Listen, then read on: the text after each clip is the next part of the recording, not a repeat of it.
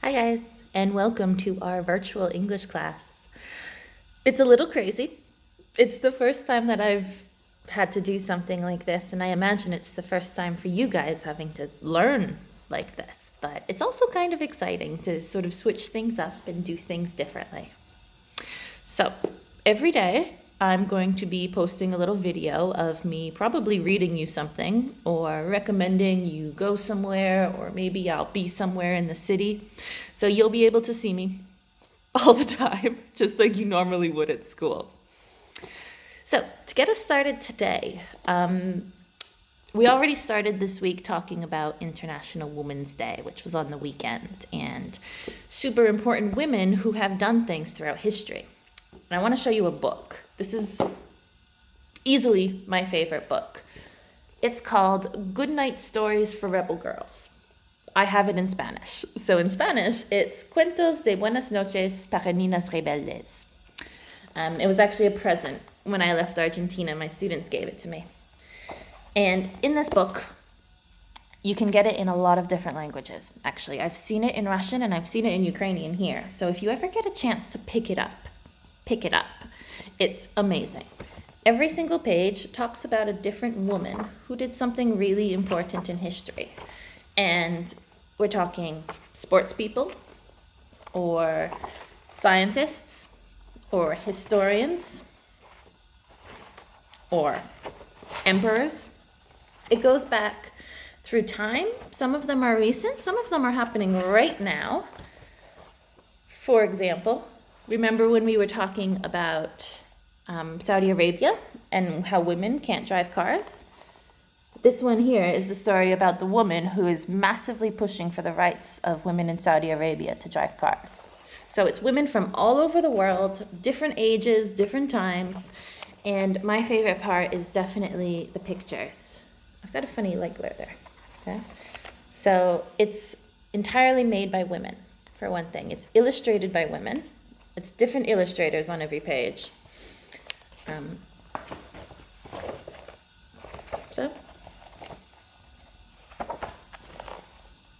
everything has a bit of a different style to it.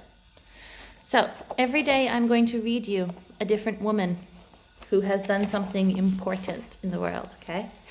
In English, obviously. I will also post the readings that I do online, right under this video, so you can read it as well. And I highly, highly recommend that you go back and try to read through them yourselves. They're not long. Look, it's 1 page per person. Okay? And they're told like stories. So it's a book that's made for kids, even though it's biographical. And it's relatively easy to read. So put effort into trying to read it yourselves, okay? I'm going to start with Amelia Earhart today. And then I will explain to you what I want you to do for this week for your project. Okay? This one is Amelia. Okay, I'm going to try to read it. At the same time, I will put an audio under it as well. So, once upon a time, a girl called Amelia saved enough money to buy a yellow airplane. She called it the Canary. A few years later, she became the first woman to fly solo across the Atlantic Ocean. Sorry. It was a dangerous flight. Her tiny plane was tossed around by strong winds and icy storms. She kept herself going with a can of tomato juice sucked through a straw. After almost 15 hours, she touched down in a field in Northern Ireland, much to the surprise of the cows. "Have you come far?" the farmer asked her. "All the way from America," she laughed. Amelia loved to fly, and she loved to do things no one had ever done before. Her biggest challenge was to be the first woman to fly around the world. She could only take a small bag, as all the space in the plane had to be used for fuel. Her long flight was going well. She was supposed to land on the tiny Howland Island, but she never got there. In her last transmission, Amelia said she was flying through clouds and running low on fuel. Her plane disappeared somewhere over the Pacific Ocean and was never found. Before leaving, she wrote, "I'm quite aware of the hazards. I want to do it because I want to do it. Women must try to do the same things that men have tried. If they fail, their failure must be a challenge to others." Yeah.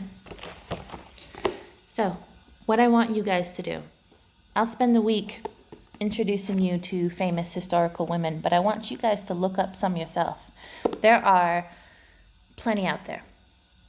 Okay? So it's an easy pick. You can do somebody from history, like Marie Curie. You can do somebody recent, like Malala, who I'll actually introduce you to later this week as well. You can do sports people. I would try to avoid maybe doing singers or